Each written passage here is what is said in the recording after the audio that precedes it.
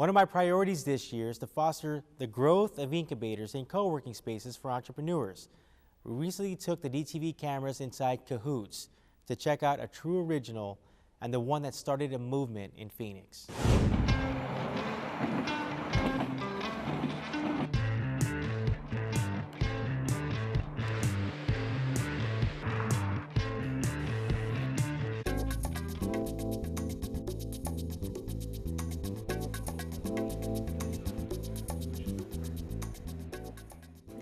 Now, as you know, helping to create an ecosystem that will help drive that entrepreneur spirit right here in the city of Phoenix is a policy priority, not only for me, but for the entire city of Phoenix.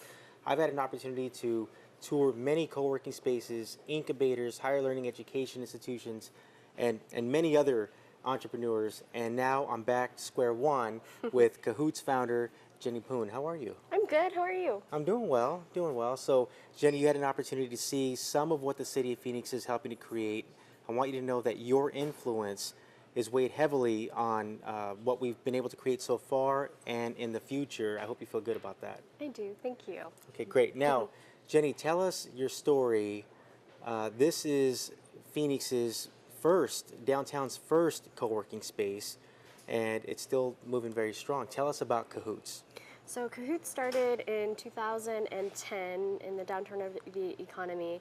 It started because I have a small business, a small graphic design studio, and I started that out of my house. And after working out of my house for a week and not changing clothes, and like seeing the same people every single day, my husband, who is awesome, but we would start to stir, and we'd need something else. We needed that inspiration that we had when we were working in a team environment, and so we branched out and we started looking at. Well, also our businesses were growing.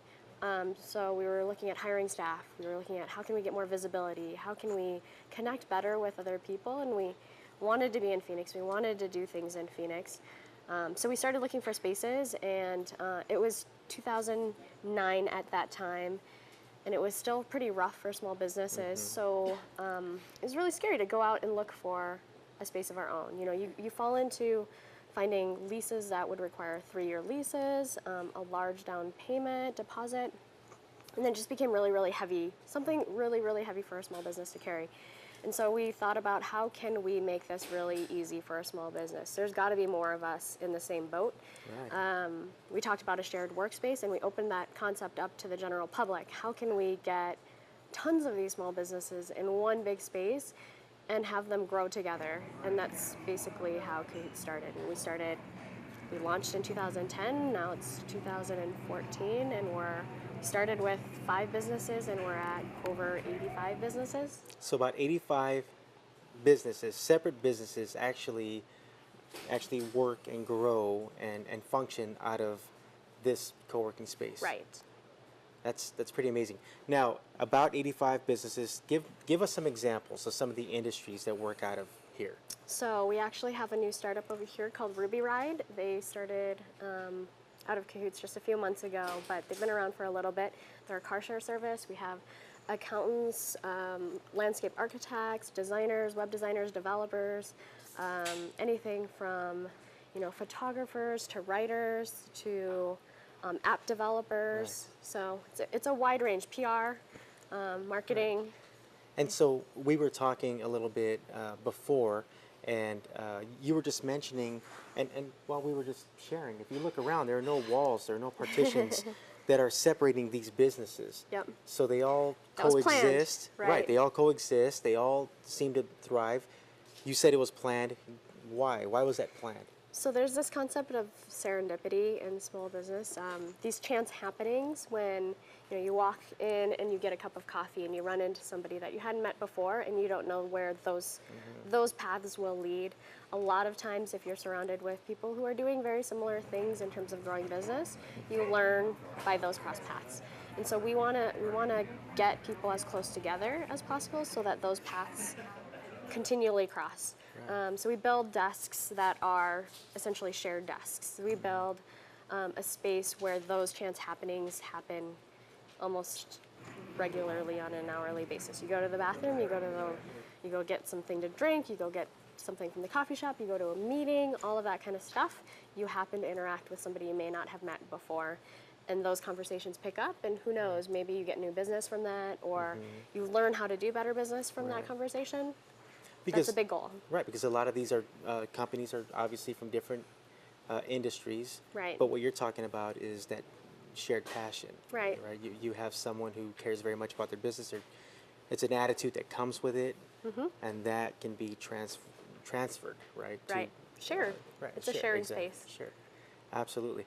Now, I'll tell you, and I shared this with you before, but the reason I really pushed for this with the City of Phoenix, I want this to be a policy initiative. It is a policy initiative. We're moving in the right direction. I want the City of Phoenix to be the place to be in this country. If you want to have a startup, if you're an entrepreneur, this is where you want to be. And many people in the past think of some well-deserved cities, such as Austin, for an example, right? And Silicon Valley and Portland. But obviously you've been doing this for quite some time. I have bought off from your passion.